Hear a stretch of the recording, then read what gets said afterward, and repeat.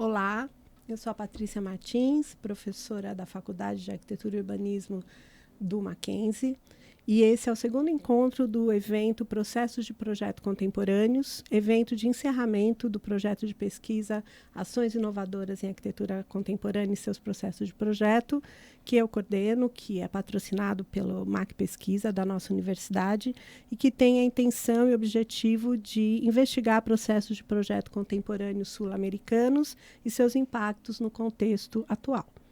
Comigo hoje estão os professores da Faculdade de Arquitetura e Urbanismo Mackenzie, Mariana Alves Barbosa e Matheus Vasconcelos de Casimiro, que são parte desse projeto de pesquisa, para conversar com a arquiteta Glória Cabral. Eu vou ler rapidamente um breve currículo da Glória. A Glória Cabral nasceu no Brasil, mas aos 6 anos mudou-se com a família para Assunção, no Paraguai, onde cresceu, estudou e se formou arquiteta. Em 2014, Glória Cabral foi escolhida pelo arquiteto suíço Peter Zumthor, entre profissionais de todo o mundo, para o desenvolvimento do programa de iniciativa artística Rolex, realizado ao longo de um ano de parceria entre arquiteto e o arquiteto no desenvolvimento de projetos. Com o Gabinete de Arquitetura, escritório do qual foi sócia por mais de 15 anos, Glória foi responsável pelo desenvolvimento de diversos projetos, entre eles o Centro de Reabilitação Infantil Teleton, que recebeu o primeiro prêmio da Bienal Pan-Americana de 2010, na categoria Reabilitação e Reciclagem. Também com o Gabinete de Arquitetura, recebeu em 2016 o Leão de Ouro da Bienal de Veneza pela melhor participação na Mostra Internacional. Em 2018, Glória foi laureada com o prêmio Moira Gemmill para arquitetura emergente no âmbito do W Awards, premiação inglesa organizada pela The Architecture Review e The Architects Journal, que valoriza e premia a produção arquitetônica concebida por mulheres. Em 2021, a relevância de sua produção lhe rendeu o título doutora honoris causa pela Faculdade de Arquitetura, Desenho e Arte da Universidade Nacional de Assunção. Glória, é um prazer imenso ter você aqui conosco para essa conversa. Muito obrigada. Obrigada a você. E vamos lá. Obrigada, Patrícia, pelo convite de integrar esse grupo e poder estar aqui hoje entrevistando a Glória. Uma alegria imensa.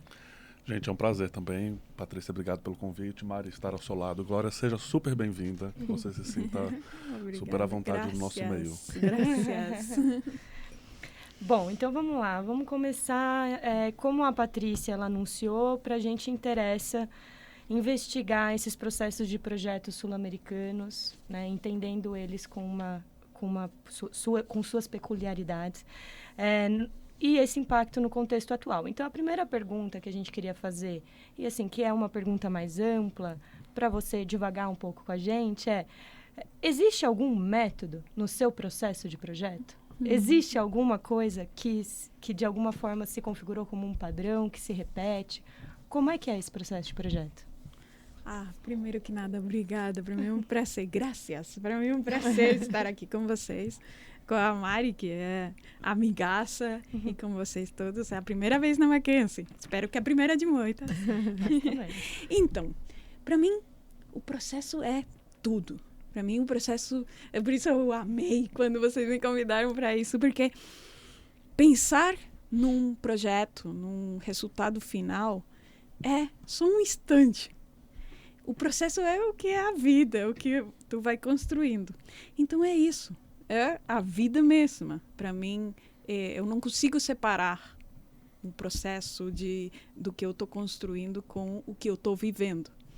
Para mim, o processo começa quando meu pai precisava, quando eu tinha 9 anos, precisava de ajuda, porque estava fazendo um cabeleireiro numa obra, ajudando minha mãe, e eu ia de ajudante de eletricidade passar fio dentro do... Então, aprender como se passa fio, por onde que vai, aprender tudo como vão os fios, como vão se conectando. Tudo.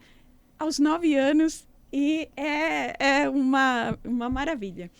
Daí, cada uma das obras que eu fui acompanhando, porque a gente, no escritório, já no gabinete e no meu estudo agora, é sempre fazer o projeto. E é muito importante construir também. Então, participar desse momento de obra.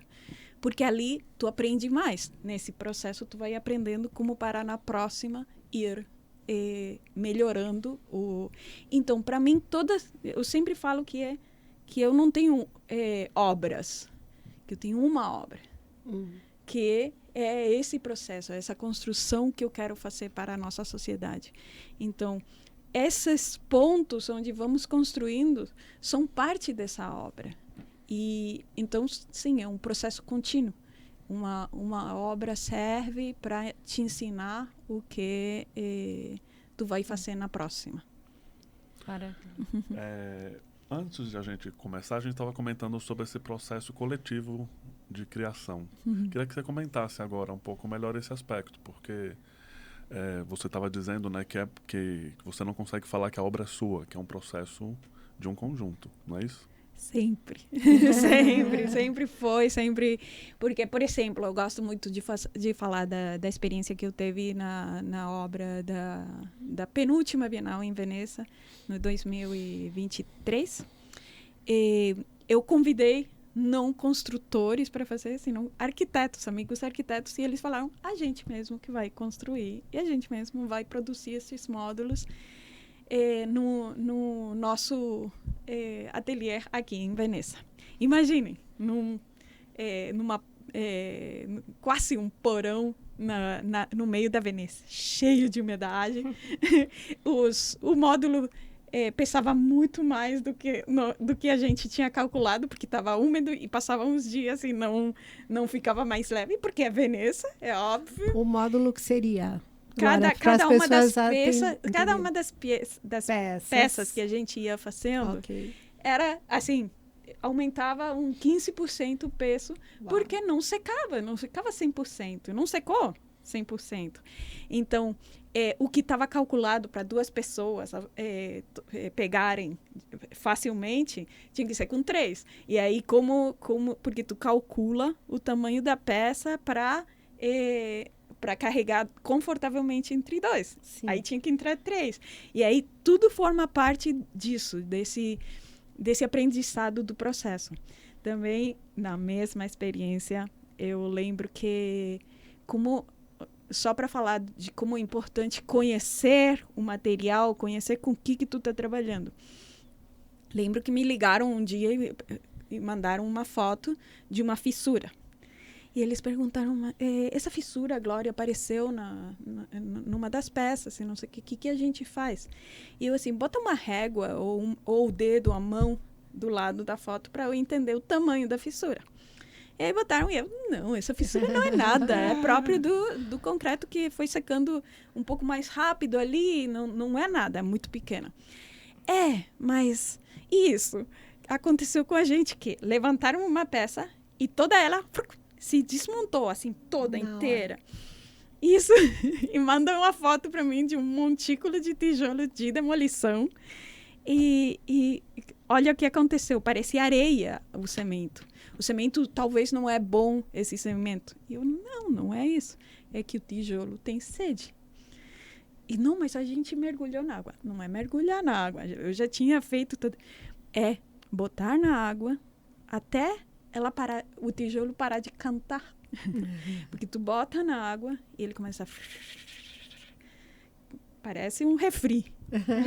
Quando deixa de soltar ar, aí que tu pode pegar. Porque o que acontece? Se tu constrói com esse tijolo antes dele absorver toda a umidade, o tijolo vai absorver a umidade do concreto. Daí vai secar mais rápido. Daí o concreto fica areia. E assim a gente vai aprendendo. Isso eu já sabia porque já tinha...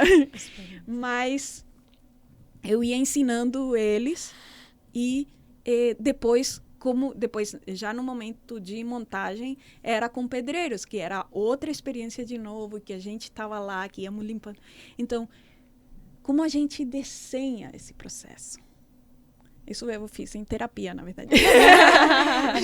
Mas é importante visualizar esse processo antes e desenhar isso. A gente desenha, a gente constrói, a gente faz projeto. Então, o que a gente planifica, né, para esse processo? Como queremos viver esse tempo e que não seja só o resultado final que tá. O resultado final vai ser o processo, vai começar um novo processo para toda a Bienal, né? Que são 6 meses, as visitas e tudo isso. Nesse caso. No caso de uma casa, vão chegar os moradores, eles vão ir vivendo a casa e vai se transformando um novo processo de novo, que tem que transformar de novo essa construção. E não sei se responde. Super. Bom, ouvindo você falar, não parece que existe um limite entre o projeto e a obra, né? Tudo faz parte desse processo de conceber ou de, enfim, de conceber arquitetura, né, no geral. Então, mas chegou uma encomenda para você. Como é que começa? Como é que começa isso? Porque eu imagino que, assim, como que é essa relação com o desenho? Porque me parece, quando você conta que a obra e essas vivências que vão acontecendo durante o processo de construção, isso afeta o resultado, isso afeta o caminho, né? Isso muda o caminho. Como é que é essa relação com o desenho? É isso. Então, chegou a encomenda. Eu começo com fotos, começo Google Earth, tem um monte de ferramentas agora para ver, para visualizar o espaço, o lugar e tudo. E também entender do programa e tudo isso.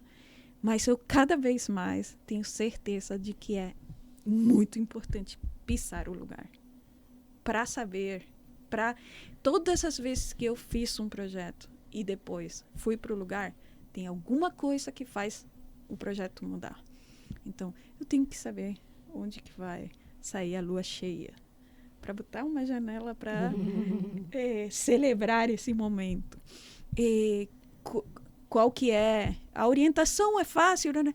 Mas a árvore que vai me dar sombra, trabalhar com ela também. Onde que eu vou ter essas árvores? Como vai refletir dentro da casa essa árvore?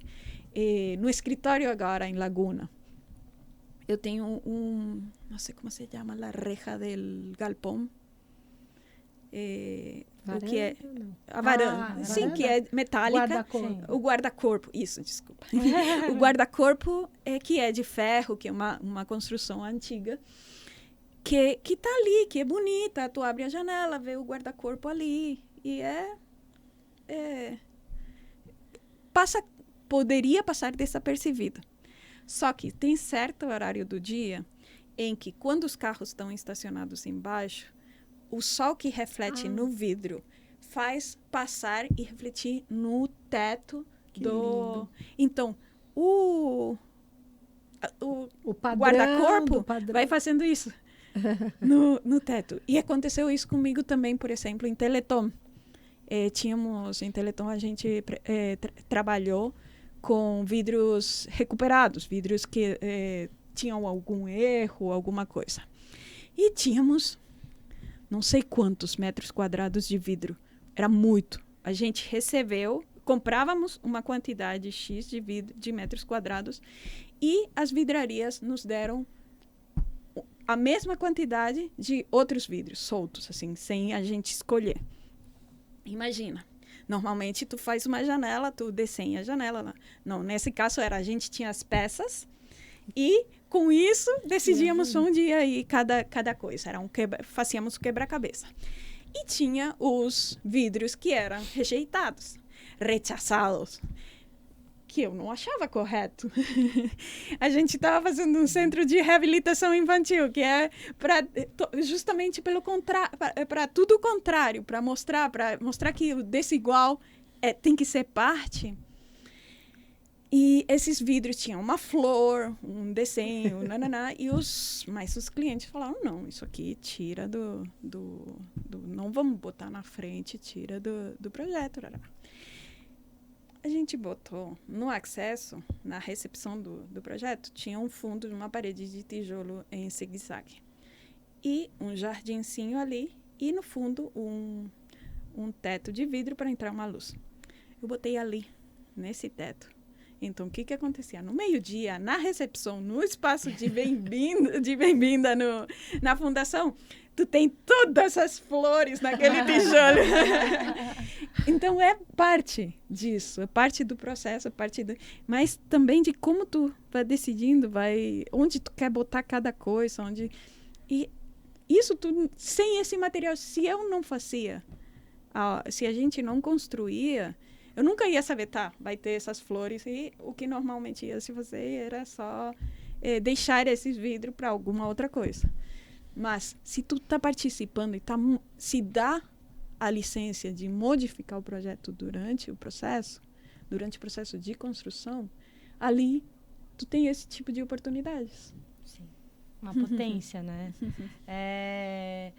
E aí, agora, algumas perguntas sobre... Não sei se os meus colegas aqui querem emendar alguma pergunta nesse assunto, mas eu queria falar, então, agora um pouco sobre as suas referências, né? Então, ao longo da sua formação, se você teve algum autor, algum artista, alguma obra, algum profissional da área, enfim, eu não sei o quanto isso faz sentido, mas quais foram as referências que você dialogou para te formar arquiteta, para você iniciar a prática profissional? Então, Glória ainda estudante, Glória ainda se formando artisticamente, enfim, arquitetonicamente, como é que foi construído esse repertório, né? Está sendo construído ainda. Essa é a próxima pergunta. Quais são as atuais? As referências atuais, com quem você dialoga já nesse outro momento? Então, como é que foram esses diálogos de referências? Então, eu tive muita sorte, porque nascida em São Paulo, meu pátio de infância era o Ibirapuera, era ir para aquela marquesina, quando isso dava para se jogar com papelão nas pendentes de grama na Ibirapuera. E depois ir no MASP, naquelas férias gigantescas. E quando fui morar no Paraguai, meu colégio foi o da Carmen Portinho e do Alfonso Regi. Então, andar naquele prédio lindíssimo, ir olhando e tentando entender o que era aquela coisuca gigantesca de concreto lá em cima.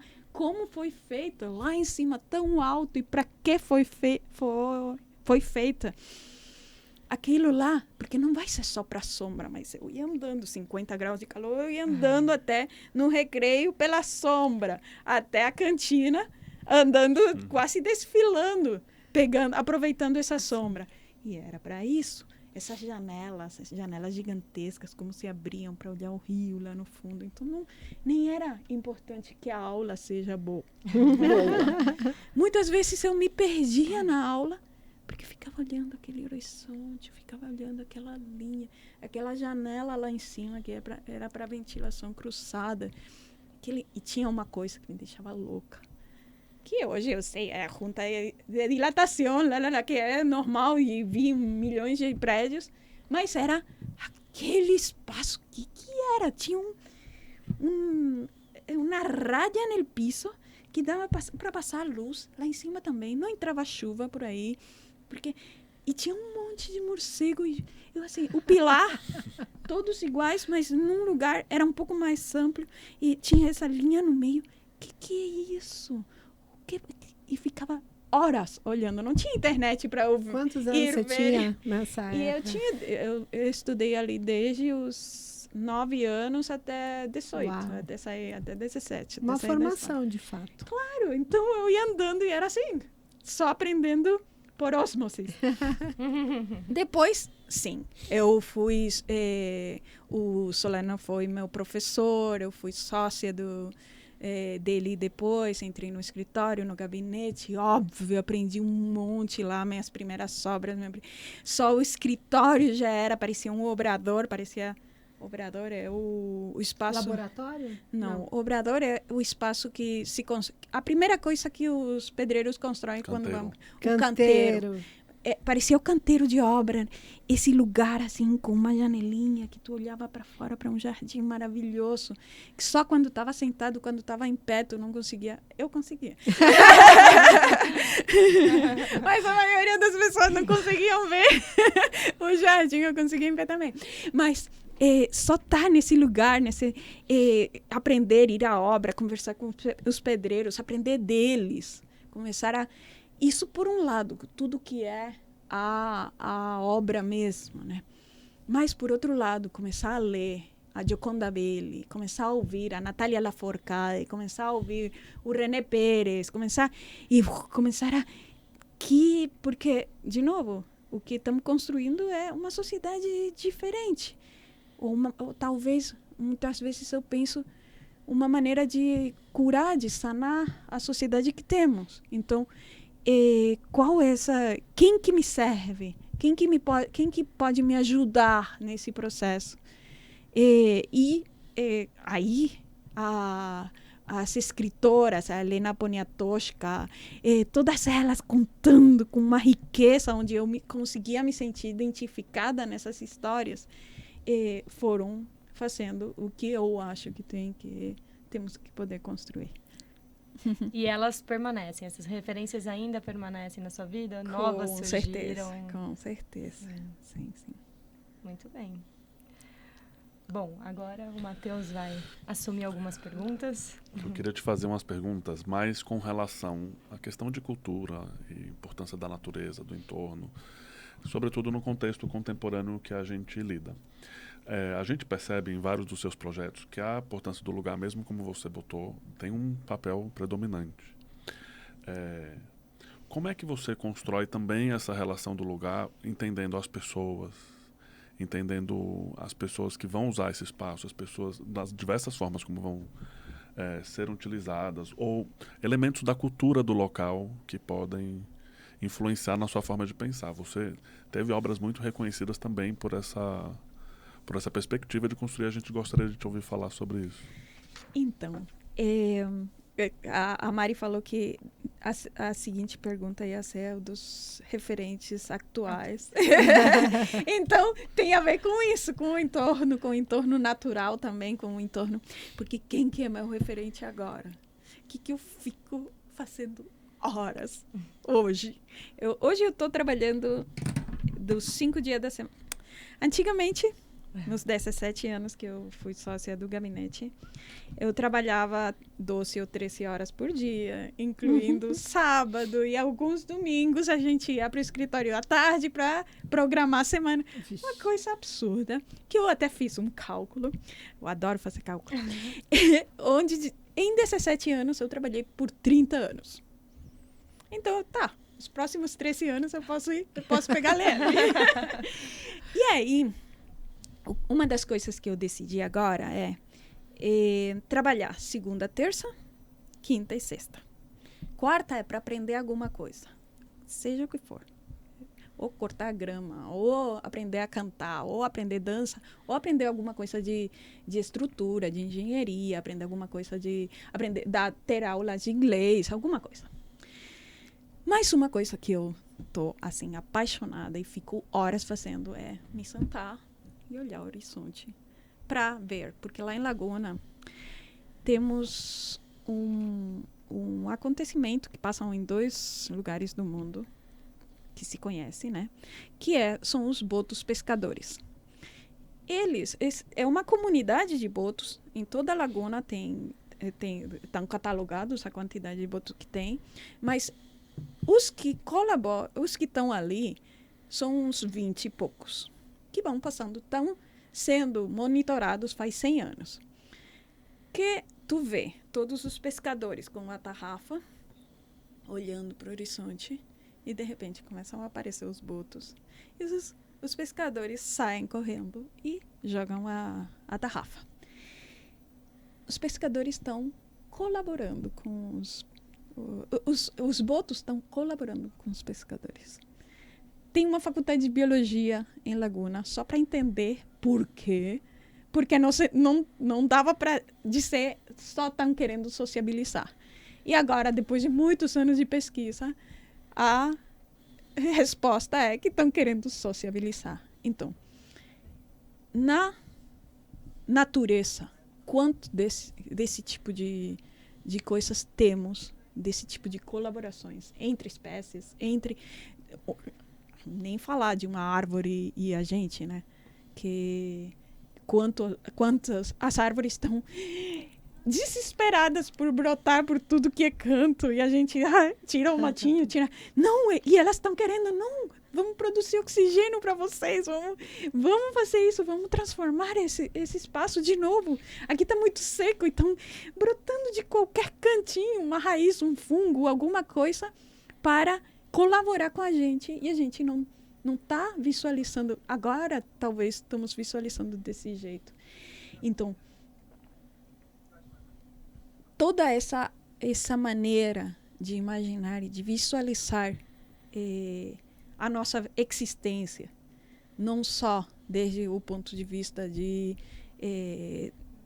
das referências humanas, senão que tudo que pode ser de referência, tudo que está ao nosso redor.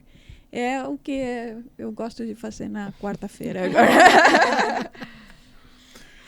Eu queria que você comentasse um pouco, que a gente tem debatido cada vez mais na contemporaneidade, na produção da arquitetura do urbanismo, muitas questões nesse cenário apocalíptico de colapso ambiental. E isso, de certa forma, dá ao arquiteto uma certa responsabilidade numa forma de pensar aquilo que você está projetando, o que vai para a obra. Queria saber como é que são essas suas preocupações no canteiro de obra, ao pensar o projeto. Isso passa ou não passa? Ou, às vezes, a gente tem uma percepção mais convencional entre aspas, o que é sustentabilidade, e tem um padrão do que significa isso, que eu imagino também, que eu não sei se você segue absolutamente isso. Eu acho que tem outros olhares que você vai construindo sobre essa temática. Queríamos te ouvir disso também. Então, em relação ao que vemos, o que é o cotidiano do dia contemporâneo, vamos dizer, que é tudo isso, toda a pressão, também tudo que a tela está invadindo o nosso espaço, tudo o pouco tempo que a gente tem para fazer as coisas, de tanta coisa que a gente faz. Em relação a isso, eu lembro de uma aula que eu estava dando, que eu falava para os estudantes: meu Deus, vocês falam o tempo todo que não tem tempo de investigar, que não tem tempo de ver as coisas, de aprofundar nas coisas, porque tem muita coisa para fazer, porque tem muitas aulas, tem muito trabalho, tem muito... Mas eu quero saber quanto tempo vocês passam fazendo isso. E assim, como uma coisa contemporânea, né? Que tu perde um monte de tempo fazendo isso, e nunca tem tempo para aprofundar em alguma coisa. E faz uns 3 meses, eu estava lendo coisas assim, aleatórias, e chego numa informação que dizia: esse livro de arquitetura está escrito o mais simples possível, porque as pessoas não têm tempo, não têm mais tempo para ler. Não temos mais tempo para ler, não temos mais tempo para... Então, eu estou tentando ser o mais concreto possível. Era o Vitrúvio. Ele escreveu isso num dos livros dele. Olha só. Então, o Apocalipse é uma coisa que o tempo todo a gente pensa que tudo vai se acabar, que tudo vai se... Então, entra um desespero, vendo as coisas que ao nosso redor vão se destruindo, como tu volta para um lugar e se transforma totalmente em poucos anos. Mas, ao mesmo tempo, a gente sabe que Chernobyl agora está cheio de verde. E não verde radiativo, senão verde de plantas e de animais e de coisas de vida. E até já tem um fungo uma bactéria que consegue desintegrar a radioatividade. Então, assim, a natureza vai fazer o dela, mas o que eu tenho certeza é que a gente tem que deixar de produzir coisas. Então, se usamos tijolo que já foi feito, que já foi gastada a energia para produzir, que foi usado para uma demolição e se demoliu e agora vai ser só aterro, se usamos isso para construir alguma coisa, maravilha. Se usamos um vidro de Murano que está lá jogado numa ilha inteira, que é só vidro de desecho, para fazer luzes num muro, maravilha. Se usamos os vidros que foram rechaçados porque tem um furinho errado ou 1 centímetro errado, maravilha. Madeira. Tudo que a gente possa reusar é fantástico. Então, o esforço é maior, óbvio. Se tu vai planejar um projeto de zero, com tudo material novo, tu só tem que pensar na forma, na arquitetura, no espaço, né? Mas se tu tem já um material, tu tem que projetar com essa lógica. Precisa de mais tempo de dedicação? Precisa, mas é menos tempo na tela, é menos tempo... Então, é isso. Para mim, é isso. Para além da questão dos materiais, você imagina que tem outras preocupações socioambientais de uma responsabilidade do arquiteto com a sociedade, do jeito do nosso papel? Você também tem característica das suas obras muito dessa relação interna com externa, a presença do jardim, da planta, do visual, dessa preocupação de dar esse olhar do contato da pessoa com o externo, porque só o interno deprime, né? Assim, esse olhar, você acha que a gente tem essa responsabilidade de melhorar a qualidade das pessoas que muitas vezes vão passar 10 horas dentro daquele edifício, né? Como é que você enxerga também, para além do uso do material, essa responsabilidade? Total, e tudo eu gosto de pensar nem no material, senão numa matéria. E toda matéria que pode nos ajudar, com toda a matéria que a gente pode colaborar, é uma maravilha.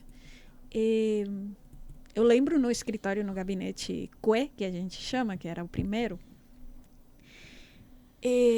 no telhado, cada vez que chovia muito forte, era um terreno de 40 metros de comprimento, 12 de largura, e a construção estava no fundo, embaixo de muitas árvores. Cada vez que chovia muito, muito, os estagiários, que eu era estagiária quando isso, tínhamos que subir no telhado e tirar da calha. Tirar da calha as folhas. E era assim, de novo, né? Chovia grande. E teve uma temporada que teve muita chuva grande. Daí, eu organizei a equipe toda e decidi dar uma surpresa de limpar o teto todo de folhas, porque eram as folhas que estavam no teto, as que iam caindo, que era um colchão assim de folhas. Limpamos, tiramos um monte de sacola de folha seca, um monte. E a resposta foi, vai ser um verão bem comprido. A gente teve que botar mais ar-condicionado. Porque as folhas não estavam mais lá para proteger. Eita. Então, as folhas estavam trabalhando com a gente, por um lado. Por outro lado, a gente tem um trabalho que era uma sede bancária, onde tinha só a possibilidade de abrir a porta principal, nem janela, nem ventilação no banheiro, nada. Era assim, ventilação só por extractor no banheiro, por uma questão de segurança. Isso era porque era um banco. Sala de cirurgia tem essa mesma hermeticidade, só que tem um ar-condicionado que purifica todo o ar e tudo. Como a gente ia fazer para dar ar de qualidade para essas pessoas? E aí, nesse caso, a gente usou uma combinação de um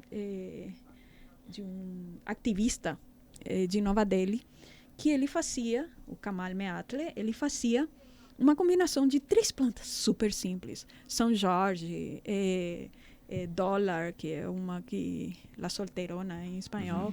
Ou Arica palm, que é uma espécie de palmeirinha pequena. Combinação de 3 dessas, 4 dessas, 6 dessas, para produzir oxigênio para uma pessoa. Por quê? Porque elas produziam algumas oxigênio durante o dia e outras durante a noite. Então, se eu tinha isso por pessoa, eu sabia que se eu ia ter 50 pessoas trabalhando ali dentro, eu tinha que conseguir essa quantidade de metros quadrados de jardim dentro. Quando isso eu não tinha maneira de medir, a gente fez e era assim, era muito bonito de ver. Mas não tínhamos como medir se estava dando certo ou não. Agora já tem um aparelho com o que eu comecei a trabalhar que mede a qualidade do ar, temperatura, CO2, tudo, que está sendo desenvolvido por uma fábrica de janelas no Portugal. Que o que eles estão fazendo é uma automatização das janelas, como para quando o ar está porque até mede 3 tipos diferentes de partículas. Quando está muito abafado o ar, a janela abre um pouquinho para ventilar e fecha de novo quando está certo. Que em cidades onde o ar de fora está muito contaminado, tem um medidor por fora, um medidor por dentro. Então, só quando convém, abre. Mas se a gente tem essa produção de plantas dentro do espaço, aí muda tudo. Sim. Mas o que acontece com essa... Imagina um shopping agora. Ou uma escola com calefacção. Aqui no Brasil já é mais difícil que seja a escola fechada por 3 meses durante todo o inverno. Mas tem países que tem. Essa empresa botou esses aparelhos numa escola para medir. Quando souberam, os da escola, o resultado, eles se obrigaram a tirar todos os aparelhos e a não falar nunca nada do resultado. E os shopping nem deixaram ficar perto.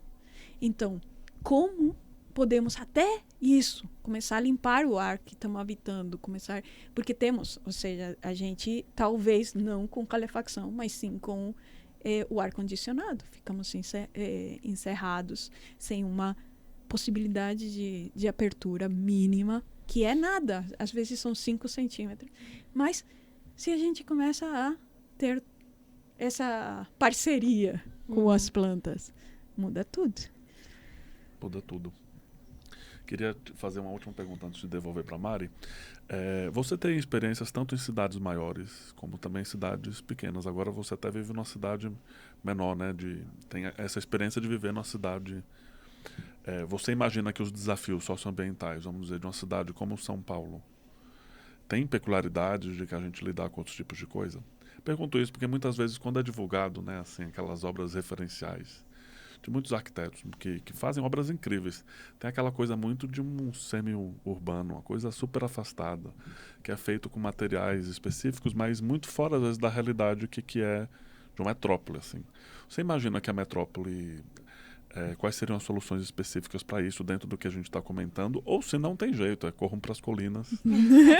E as cidades médias eu, por diversão, já desenhei até umas torres. Imagina uma torre de plantas purificadoras de ar que se conectam aos diferentes andares, que tiram o espaço do estacionamento, que é o espaço que a gente tem livre para ganhar um monte, né? Sim. Então, e bota essas torres de purificadoras de ar que tenha escada e que seja cuidada manualmente, porque as plantas precisam disso.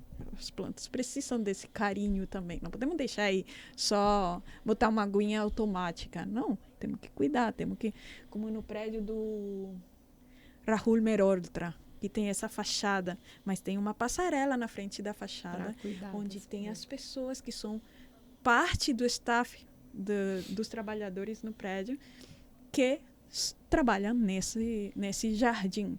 Então, essas torres, limpando o ar e botando o ar limpo dentro esse tipo de... Ou uma cabine que tu tá andando pela cidade, que é um caos, e tu entra e tu tem uma telinha que tá te dizendo, aqui o ar tá ótimo pra ti, respira profundo. Numa academia, que tu vai, numa sala de yoga, que tu sabe que tu vai respirar muito, que tu vai limpar teus pulmões, e tem essa garantia de que tem as plantinhas que estão trabalhando com a gente.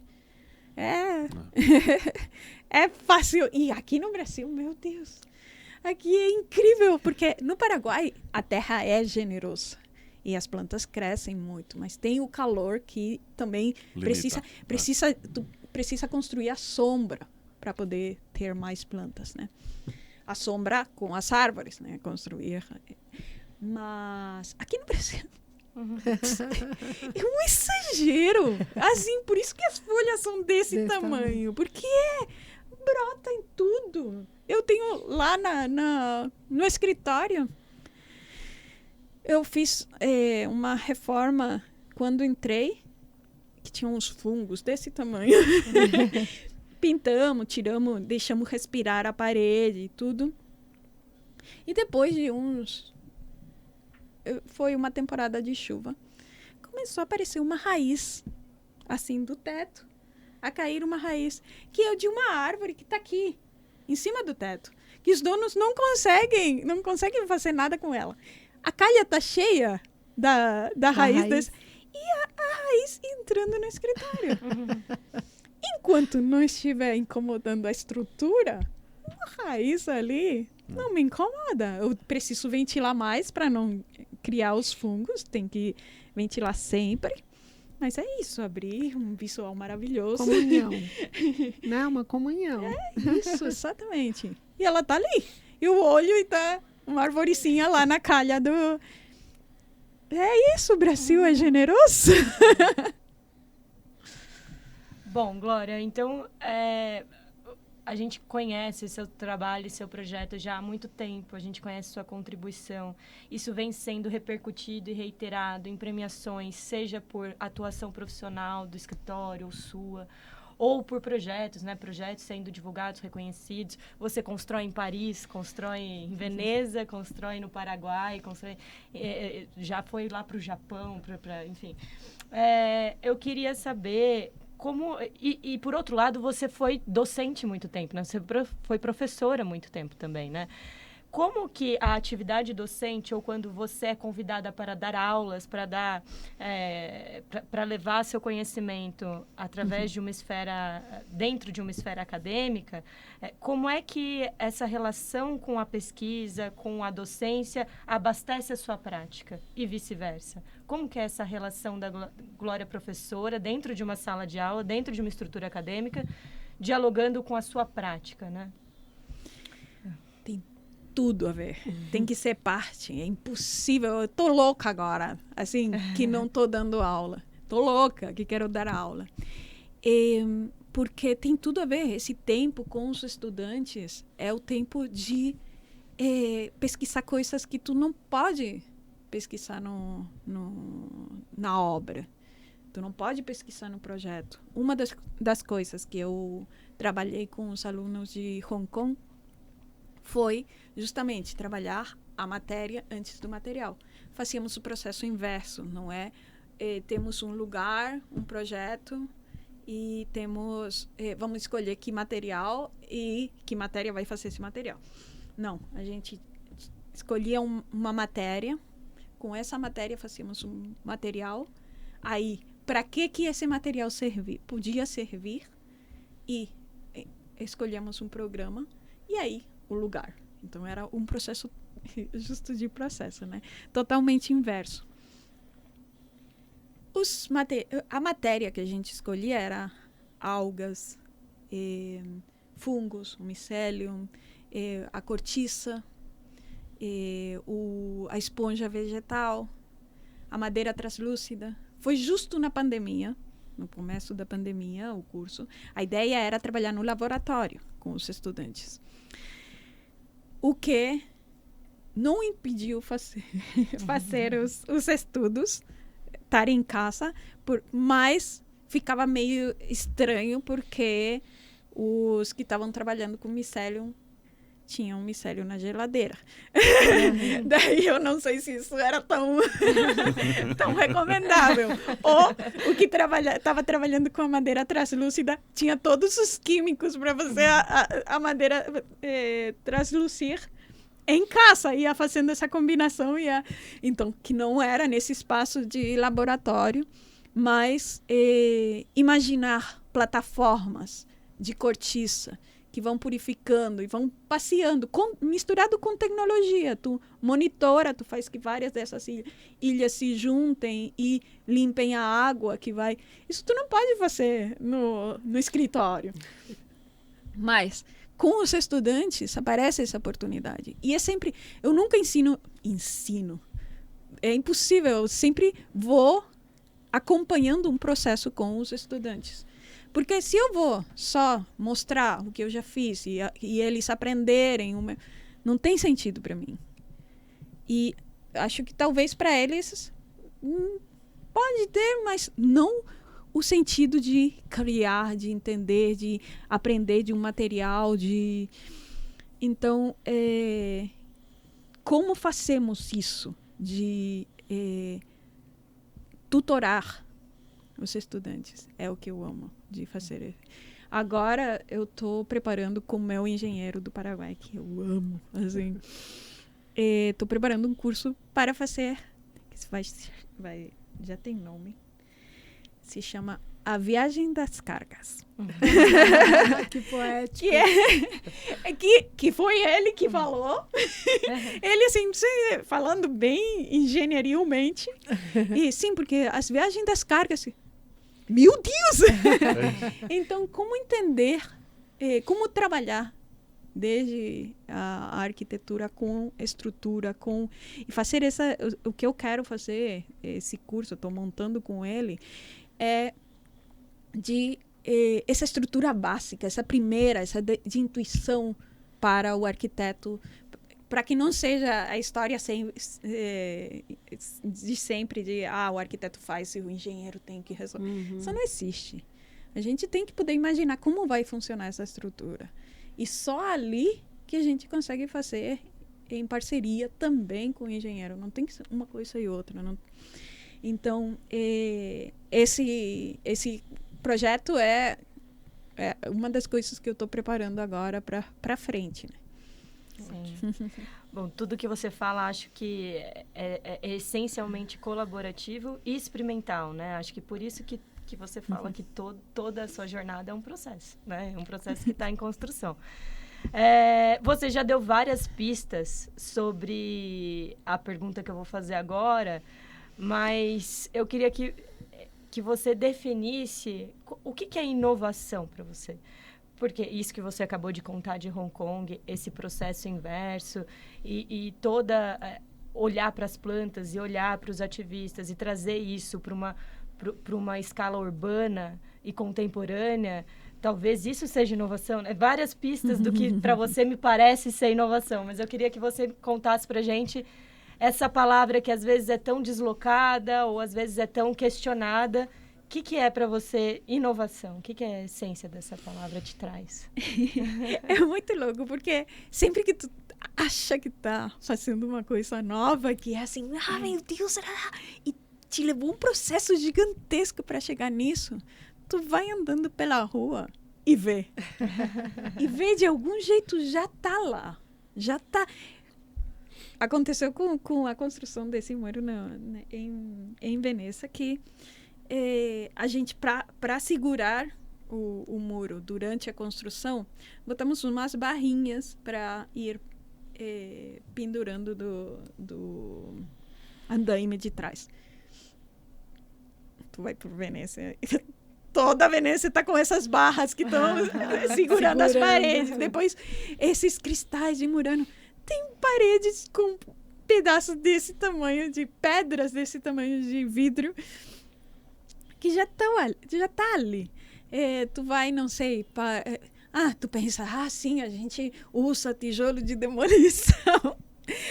A Veneza tá feita tudo com tijolo. Tu vê os diferentes layers nos muros, que foi de alguma outra casa, de algum outro lugar que viajou até ali, que foi construído com isso, de tijolos de todos os tamanhos. Então, inovação com a pretensão de ser inovação não tem sentido. Agora, imaginar uma vivência diferente te faz fazer essa inovação. Só que depois tu descobre que não é tão nova assim. Mas, sim, mais... Não é com a búsqueda de fazer inovação, senão que vamos fazer diferente, vamos construir uma sociedade diferente, vamos construir vamos pensar em outras coisas, vamos olhar para outro lugar para que a vida seja mais maravilhosa. E aí que vai, vamos fazer isso, vamos limpar o ar, vamos não sei o que, vamos... E vai sendo, e vai aparecendo. Maravilhoso, né? Bom, acho que a gente encerra por aqui. queria agradecer muito seu tempo precioso aqui para conversar com a gente. E que alegria, né, que foi esse encontro. Perfeito. Não é? Apaixonante. Muito obrigada. Obrigada, Glória. Obrigada. Obrigada a vocês.